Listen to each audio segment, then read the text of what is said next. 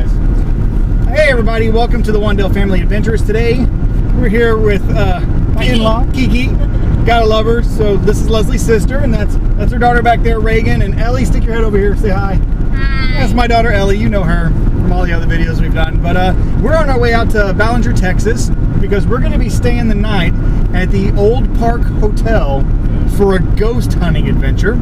Now, for those of you that don't know, we're ghost hunting nerds. We love this stuff. You know, regardless of what anybody else wants to say, we are fascinated by it. We love to get the tinglies and the scarities, and I'm of the nature of make me pee my pants and it's worth every penny. So hasn't happened yet, but we'll see. So little cool things about the Old Park Hotel. So it is in Ballinger, Texas.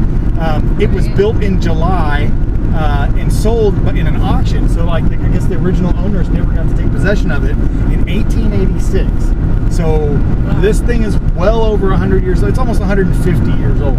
So it's really crazy. So it was a 2-story house at one time. It's had a bunch of different families that live in it.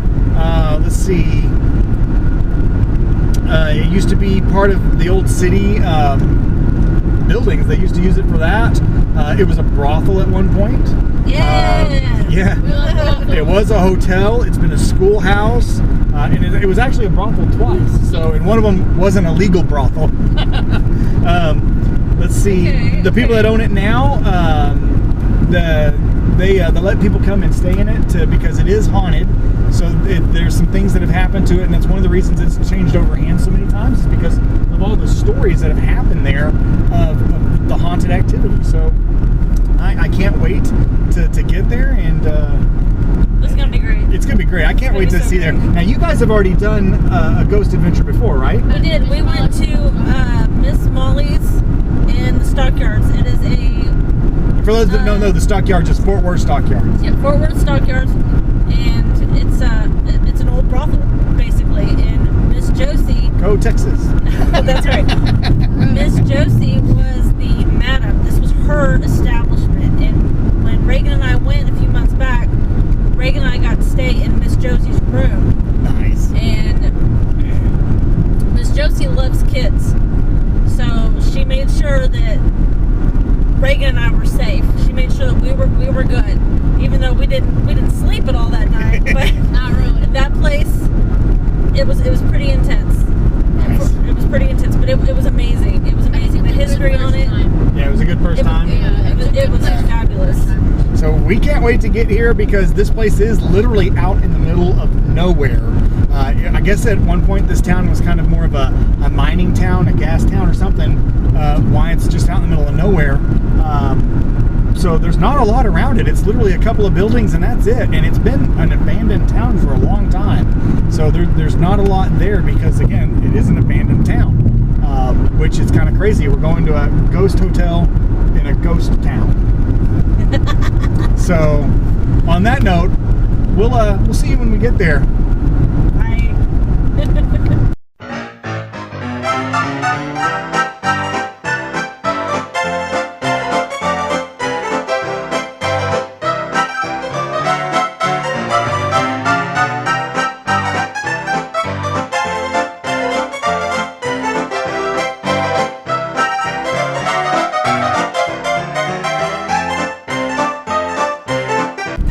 Here we go, guys. It's not unusual to be loved by anyone. It's not unusual to have fun with anyone. To the right. But when I see you hanging about with anyone, it's not unusual to see me cry.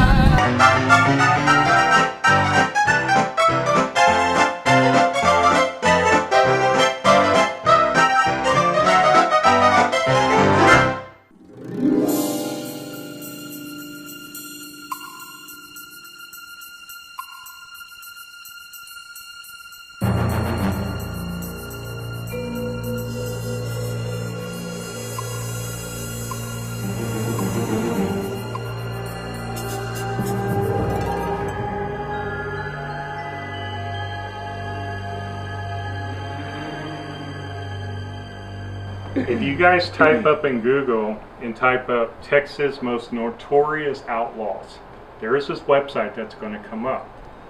And it's going to talk about the worst Old West outlaws here in Texas. 3 of them are associated with Ballinger. Oh, Lord. Okay? Little old Ballinger that you guys are seeing here. 3 of them are associated with it. Who has heard of John Wesley Hardin? Anybody? Oh, yeah, the Hardin brothers. I've Huh? heard of Yeah, the Hardin boys, yeah. Okay. Well, John Wesley Hardin. Who has heard of Manny Clements? Anybody? Okay. Manny Clements and John Wesley were cousins. Ran together. Anybody heard of Jim the Deacon Miller? I've heard his name. Okay. Also related to their family. Oh. All 3 of them ran together throughout Texas and did a lot of what we call dastardly deeds. Oh. A lot of cattle rustling, a lot of different things. Basically, a lot of outlaw stuff for years. Killed quite a few people. Oh. Reach a little excerpt out of the paper from the Ballinger Eagle, April 2nd, 1887. This is a copy of a newspaper. Manny Clements killed. Pistol shot was heard near night Tuesday afternoon in the Alamo Saloon on 7th Street. We're on 6th Street. 7th Street is on the other side of the courthouse. Well then. So basically somewhere on the other side of the courthouse, this other saloon existed. It was soon learned that the ever-present 6-shooter had got in its deadly work on Manny Clements, a stockman in McCulloch County, who has been in Ballinger several weeks shipping stock. Clements was a first cousin to John Wesley Hardin, and like the noted John Wesley had spent more than one man to his long, this is funny how they wrote these stories, for the last several years had led a quieter life than in his younger days, having married and settled down. The evidence taken at the inquest by Judge Hargroff Tuesday night and Wednesday morning discloses substantially the following facts. Deputy Sheriff Joe Towson, Sheriff Formwalt, and Manny Clements were in the Alamo Saloon. The 2 later have been drinking, and Formwalt had fired off his pistol in Hamilton and Connor's saloon a short while before. Towson was endeavoring to secure his pistol. Formwalt was forming his pistol, and Towson had seized it when Clements with an oath ordered him to stop and was leveling a pistol which had in the meantime been drawn on Towson. Retaining his hold, basically they go on.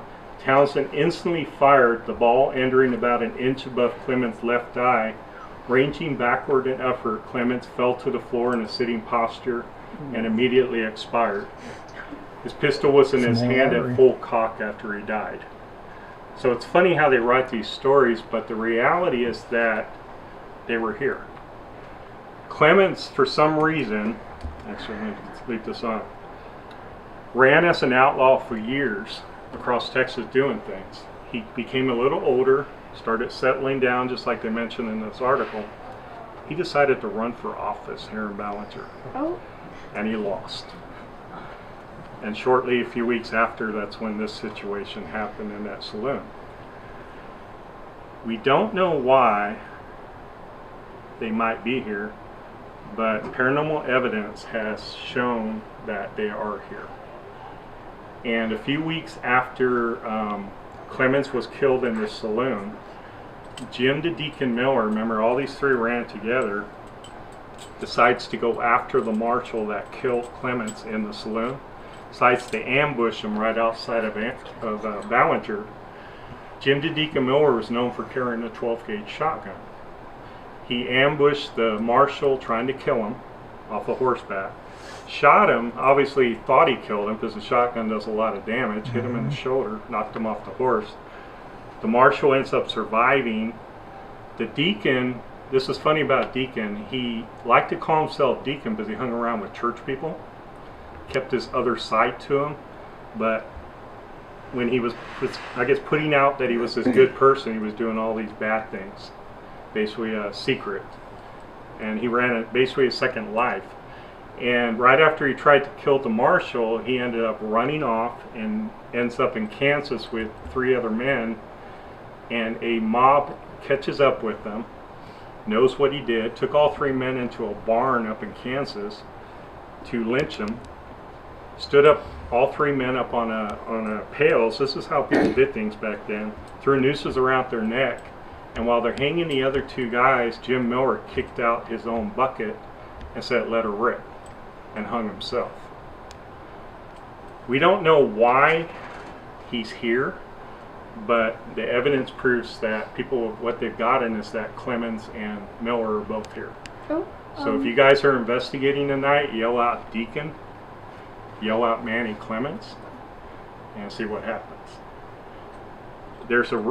One of the things I'm kind of thinking about, and several people are thinking about, is this was a brothel twice throughout history. They might have had a favorite girl here. That might have been something. You guys have seen Lonesome Dove before, right? The concept behind it. So that might be what it was about. But for some reason, they're here, along with many others. So that's a possibility. So remember, while we're investigating tonight, you can throw that out. Several people. This building obviously has gone through a lot of transformations, and I'll tell you in a second what's happened with it. But people see a lot of kids in here, a lot of children.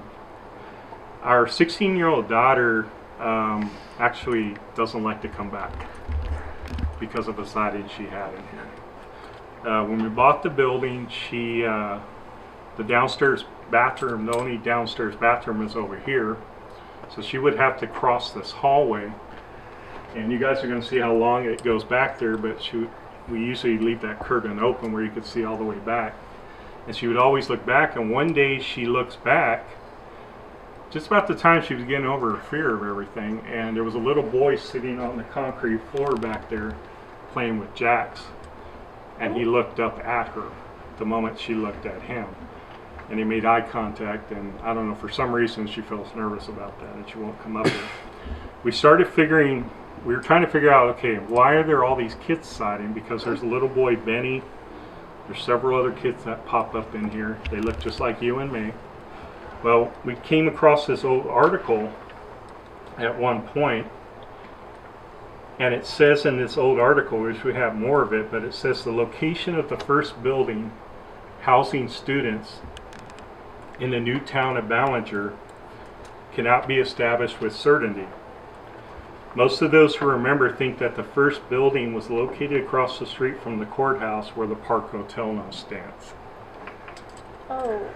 So back in the day, this could have been one of the first schools here in Ballinger. Two-story White House, then you get this other part added on, and then somewhere along the park, this Keel family comes in, and I'll show you the pictures when they come up real fast. But the Keel family bought this in 1922, and this was the present owner that we bought the building from. This was her family. They lived in here 5 generations from 1922 on.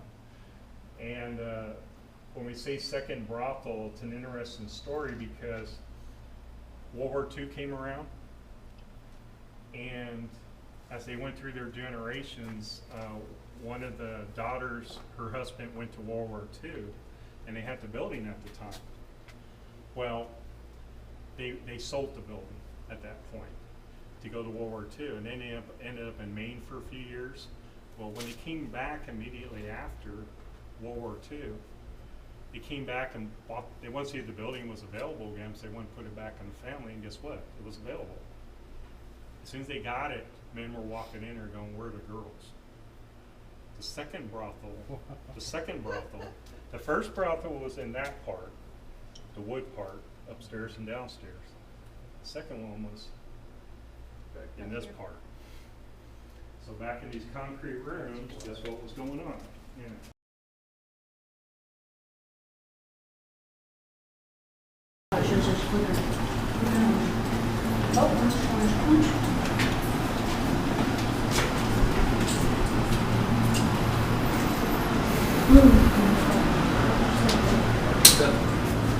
Step.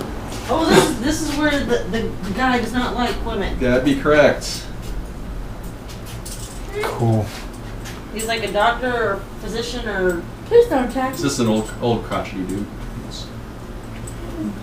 Stand over here. So, you know how... Well, the closer we get, the hotter it is. You know how when Dan was telling the story about the old scrawny naked man? I'm wondering if it looked like Doggy. That's what I said. Okay. And that made me I'm gonna stand right here next to you, okay? laugh. Kiki's right here. All right. This does not faze me. I'm just like, It's okay. You're fine. Ellie, you're okay. Okay. She's okay. We'll put this over here. Next to Should have put some tape over one of these red LEDs. This sucker's brighter than I thought it was. All right. Henry, how you doing? Are you in here with us? Can you make the, you've done this before, you know how these K2s work? This scared the crap out of me for a second. I was like, holy crap.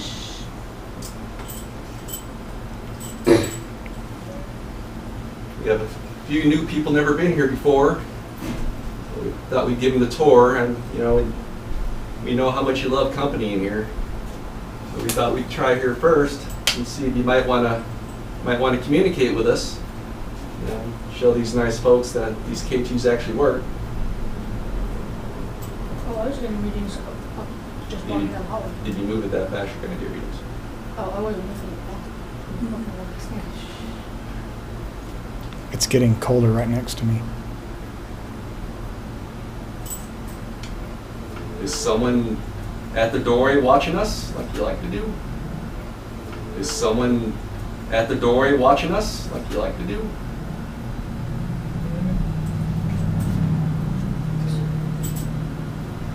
Ellie.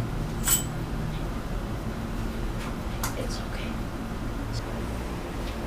Freaking legs, my guys. Stop touching my legs. Pretty cool.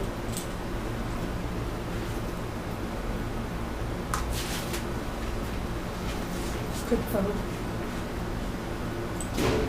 What? See, that makes a difference. You still We're here? about to catch an EVP, but we're not exactly sure what it says. It sounds like no, man. You mad at me? Can you do something else? Can you give a knock on the wall? No. Did y'all hear that? The word yes just came from that corner. Is it this corner over? Yeah, with this over in this corner that way. Did you just say yes? Can you say that again?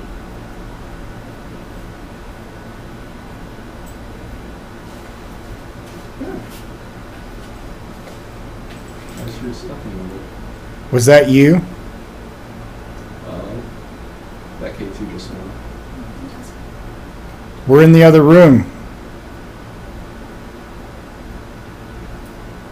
Is that you in the closet right there? Waiting for us to leave? Where's Ellie at? Sitting on the couch. Can you knock on the wall, Henry? Please? Give us a knock on the wall, and we'll go on to the next room if you want.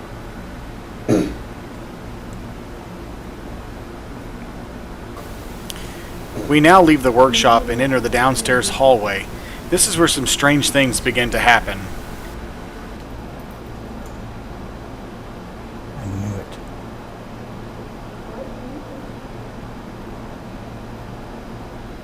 Is this the kid room we were in earlier? No, the kids' room is upstairs. No, the one where we thought we were talking to a kid. Yeah. No. It's one more down. One more down. Whoa. Whoa. What? I was supposed to do that name. Do that again.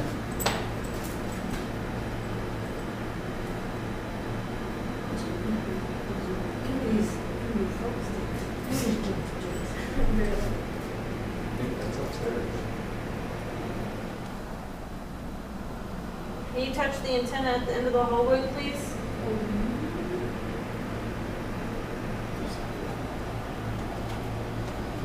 Just go touch the red light at the end of the hallway. It's just light. It will not hurt you. At this moment, I was standing between two doorways in this hallway. As I was looking down the hallway, it felt like something was breathing down my neck. It was very strange and very uncomfortable. Oh, I can't stand between those doors. That was freaky. That's why I don't. I'm looking at something in here and I can feel something breathing down my neck from the other one. Stand there. It's cool. Yeah. It's really cool. Come back here. Come back towards me. Feel the temperature change. Oh, wow. That's significant. Just by going back about 4 feet in this hallway, the temperature dropped 10 degrees. I'm right there. I'm trying to see. There's something you want to tell us, you can whisper it in my ear. I have really excellent hearing. What we're watching and you can't see on video are Stand heads in that peeking room out and from watch. behind the doorways. And at this moment, Kristen gets touched. Something just Flash. touched my wrist.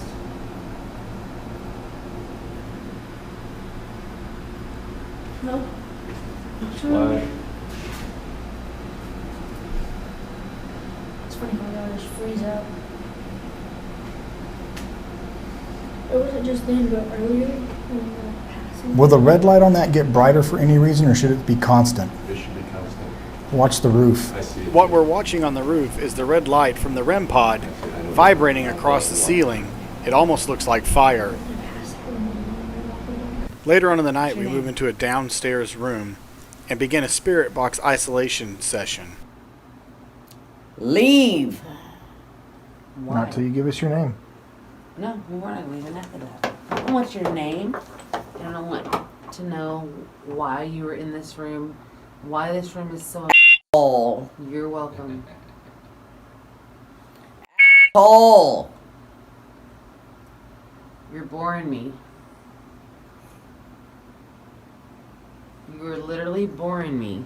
Why? Or what's your name? You're boring me. Stop.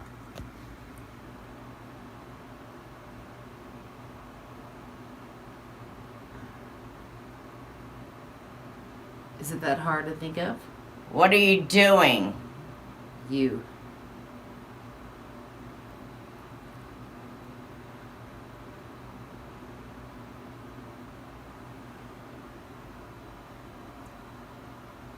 What year is it?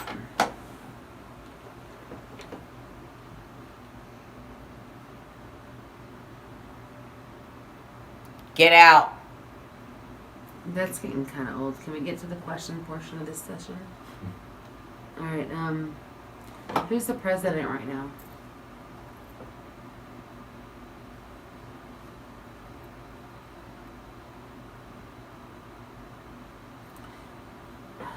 Now. No. Your mom's behind you.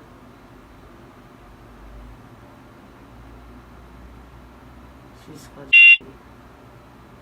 because you're not amounting to anything, just like this. Bang. Bang. Like, if you want to communicate with us, I need you to answer questions. And I'll quit playing around as well. So, what's your name? Okay. The fuck? That's the same question. Arr. You just got shoved. You want to sit down right there? Yeah. Let's come over here. It just seriously growled. He just got shoved. Huh? I just got shoved, like almost tripped and fell on my ass. It just growled. So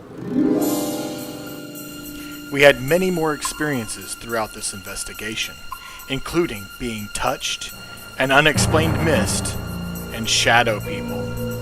Unfortunately, we did not have night vision cameras, but that has changed, and in our next ghost adventure, we will peer into the night and see what lurks in the dark. Join us next time on the Wandell Family Adventures, Ghost Hunting Edition.